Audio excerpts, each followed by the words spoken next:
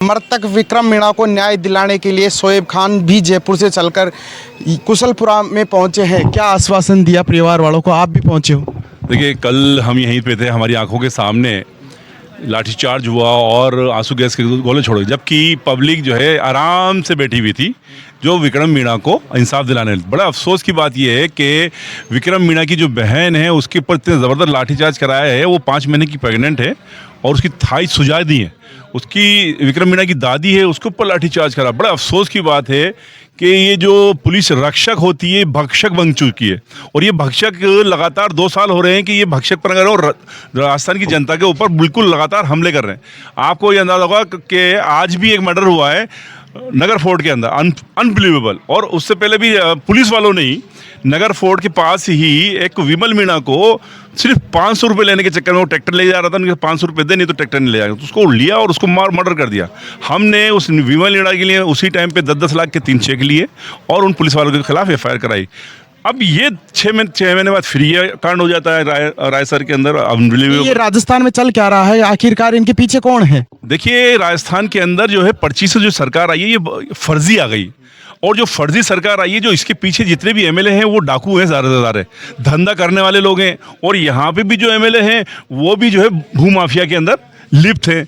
और ये जो प्रशासन के अंदर लोग बैठे हुए हैं ये सारे एक साथ मिले हुए हैं। लिहाजा ये लोग आवाम के ऊपर, जनता ने आवाम के ऊपर काम नहीं करके आवाम का ये जनता को लूटने में लगे हुए हैं। लिहाजा अब ये जो हुआ बकरी के ऊपर, ये बहुत गलत हुआ है। और हम लोग यहाँ चाहते हैं कि ये जो जिसने लाठीचार्ज करवाया उसके ऊपर एक्शन हो और उसको नौकरी से बर्खास्त किया जाए। मेरे साथ हमारे आमजन साहब भी हैं, इनसे आप पूछिए। ये इनके राकेश जी मीणा भी हमारे साथ है, जो दोनों ही लड़ाकू हैं। राकेश जी, क्या कहोगे? क्योंकि एक तरफ बकरियां दे दी जाती थी, एक तरफ बकरी जब जंगल में चराने जाते हैं तो उनको मौत के घाट उतार दिया जाता है। गरीबों की, पीड़ितों की आवाज़ को जन जन तक, ढाणी ढाणी गाँव तक पहुँचा रहे हो, और जो प्रभावी ऊंचे प्रतिष्ठान वाले मीडिया छुपे हुए हैं, गुलाम बने हुए हैं, तो उनके विपरीत कार्य करके लोकतंत्र को जिंदा रख रहे हो, तो बहुत धन्यवाद आपको। आज ये जो बकरी कांड हुआ है, पहले सरकार का बकरी कांड हुआ कि गरीबों को मुआवजे में बकरियां देके फ्री कर देते हैं, पूंजीपति लोग, और मोटे मुआवजे दिए जाते हैं अपने चहेतों को। और आज फिर बकरी का एक प्रकरण आया कि गरीब अपनी बकरी चराने जाता है, सूखी लकड़ी बीनने जाता है, तो फॉरेस्ट की सारी धाराएं उस गरीब पर लगा दी जाती हैं और तमाम विपक्ष चुप रहता है। तमाम वो जनता के रखवाले, जनता के नौकर, जो पुलिस है, फॉरेस्ट है, जो जनप्रतिनिधि हैं, वो शांत रह के अपने घरों में मौज करते हैं, भूमाफियागिरी करते हैं, और जब मौत हो जाती है तो ढोंग पाखंड करने के लिए आते हैं। मैं ये कहता हूँ कि आज विक्रम मरा है, कल राकेश मरेगा। ये रोज़ क्यों होता है? कब तक गरीब अपनी रोजी रोटी छोड़ के, अपना काम धंधा छोड़ के आंदोलन, धरना, प्रदर्शन करता रहेगा? क्या ये जिम्मेदारी उन जनप्रतिनिधियों की नहीं है जो वोट मांगते हैं और उस वोट के दम पे राज करके मौज करते हैं, होटल, बंगले, ज़मीन, प्रॉपर्टियां बना लेते हैं 7 पीढ़ी की? ये गरीब कब तक ठगता रहेगा? कब तक इनसे इंसाफ मांगता रहेगा? आज 75 साल हो गए संविधान की स्थापना हुए, कानूनों को बने, उनकी पालना क्यों नहीं होती है? क्यों नहीं वो SP गश्त करता है? क्यों नहीं वो एडिशनल SP और डिप्टी वो इंचार्ज गश्त करते हैं? 5 घंटे तक हैवानियत उस विक्रम के साथ होती रही, बकरी चराने वाले के साथ, लेकिन वो घटना किसी जिम्मेदार प्रशासन को क्यों नहीं दिखती है? क्योंकि गलत का कोई विरोध नहीं करना चाहता। न्याय नहीं मिला हमें, आज विक्रम को न्याय मिला है। हमें पूरे जम्वारामगढ़ को न्याय चाहिए, पूरे जयपुर को न्याय चाहिए। रोज ये फर्जी SDM, फर्जी तहसीलदार, फर्जी नामांतरण खोलते हैं, कब्जे करवाते हैं, भूमाफियागिरी करवाते हैं। क्यों नहीं इनके खिलाफ जिम्मेदार सक्षम लोग हाई कोर्ट, सुप्रीम कोर्ट तक जाके इनके खिलाफ मुकदमे और कानूनी कार्रवाई करवाते हैं? तो बात यह है कि विक्रम का कोई गुनाह नहीं था। गुनाह उन समस्त जिम्मेदार पढ़े लिखे, उस आरक्षण का लाभ लेकर बने हुए अफसरों का है, जो अपने बचे हुए समाज को सहयोग नहीं करते, उसकी सुरक्षा नहीं करते, उसकी मदद नहीं करते, और बाद में मरने के बाद जान तो चली गई, हम कब तक इंसानों को मार के मुआवजे लेके पेट भरते रहेंगे? क्या भगवान ने, प्रकृति, परमेश्वर ने हमें इसलिए जन्म दिया है? हमारा अधिकार, हक कहाँ है? जिस संविधान कानून की बात होती है, जिस विधि की बात होती है, वो 56 भोग हमें कहाँ मिलता है? हमें तो 4 बकरियां दी जाती है और उनको चराने की इजाज़त नहीं है। तमाम नदी नालों पे, फॉरेस्ट पे कब्जा करने की, अवैध कॉलोनियां बसाने की और मलाई चाटने की इजाज़त है, लेकिन गरीब को लकड़ी बीनने की, सूखी बकरी चराने की इजाज़त नहीं है, वरना उसको मौत मिलेगी, उसको मर्डर मिलेगा।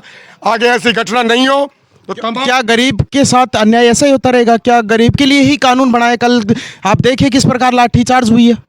देखिए, जब जब हम सत्ता में अयोग्य, बूढ़े, बीमार, भ्रष्ट, लांघिया लोगों को चुनेंगे जो अधिकारियों का, भ्रष्ट अधिकारियों का विरोध नहीं कर सकते, उनके घर पे दोस्ती निभाते हैं, ब्याह में जाते हैं, सावे में जाते हैं, बर्थडे में जाते हैं, लेकिन आपकी पीड़ा में, आपके संकट में, आपके दुख के समय छुप जाते हैं, बहाने बनाते हैं, सफेद कुर्तों में घूमते हैं कलप लगा के, लेकिन आपकी पीड़ा पसीना पहुंचने वो नहीं आते, बहाने बनाते हैं। इसलिए योग्य, ईमानदार, कर्मठ, ताकतवर लोगों को चुनो, बूढ़े, बीमार, कैल्शियम खत्म लोगों को मत चुनो जो भ्रष्ट अफसरों की गुलामी करे और गरीबों को मरवाए और अपनी राज मौज ऐसे ही बारी बारी करते रहे। इसमें बदलाव करे जनता। और एक बात आपको साफ बता देता हूं कि ये भ्रष्ट जितने भी कर्मचारी हैं, ये सरकार है और ये जितने भी एमएलए हैं, एमपी हैं, ये कान खोल के सुन ले कि अब राजस्थान के अंदर भगत सिंह सेना तैयार हो चुकी है और इन भ्रष्टों को, इन भ्रष्टाचारियों को और इन जुल्म करने वालों को छोड़ा नहीं जाएगा। जहां पे भी जुल्म होंगे वहां पे भगत सिंह सेना तैयार है और खड़ी होगी। जिंदाबाद। शोएब जी, आप सत्ता के खिलाफ बोल रहे हो और खुलकर बोल रहे हो, क्या कानून कार्रवाई आपके ऊपर भी हो सकती है? देखिए, ऐसा है कि हम संविधान को मानने वाले लोग हैं और जब हम संविधान को मानने वाले लोग हैं, अगर हम गलत होंगे तो नेचुरली हमारे पर कार्रवाई हो। जब हम गलत नहीं है तो हम क्यों डरेंगे? हम डरने वाले नहीं है। ये यहाँ के तहसीलदार की हालत है।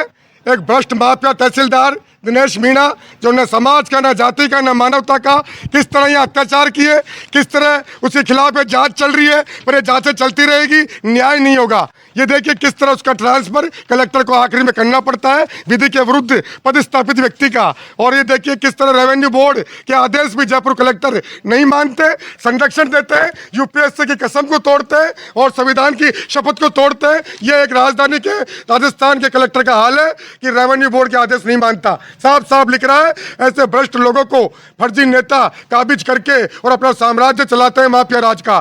तो सरकार को सोचना चाहिए कि संविधान से देश चलेगा, मन मर्जी से देश नहीं चलेगा और न चलने देंगे, वरना जनता जन पीड़ा क्रांति कर देगी और सत्ता को उखाड़ के फेंक देगी जो जनता पे जुल्म करे, अत्याचार करे, संविधान को कायम रखने में सक्षम नहीं हो। नरेश मीणा भी यहाँ पहुंचे थे। जी हाँ, कल नरेश मीणा शाम को पहुंचे और आज रहे और प्रशासन के बात करी और जो है परिवार को, विक्रम मीणा के परिवार को इंसाफ दिलाया। लंबा वक्त लग जाता है विक्रम को न्याय मिलने में। बड़ा अफसोस होता है कि लगातार जहाँ पे भी एससी एसटी मुस्लिम पे जो है जुल्म होते हैं, हम लोग लगातार जो हमें धरने देने पड़ते हैं। बड़ा अफसोस की बात ये है। और कहीं अगर अपर कास्ट का ऐसे ही मामला आ जाता है तो उसको एक दिन के अंदर ही जो है 50 लाख रुपए मिल जाएंगे, उसको नौकरी मिल जाएगी। हमें धरना देना पड़ता है, हमें लठ खाना पड़ता है। आखिर ये किस तरीके का प्रशासन है?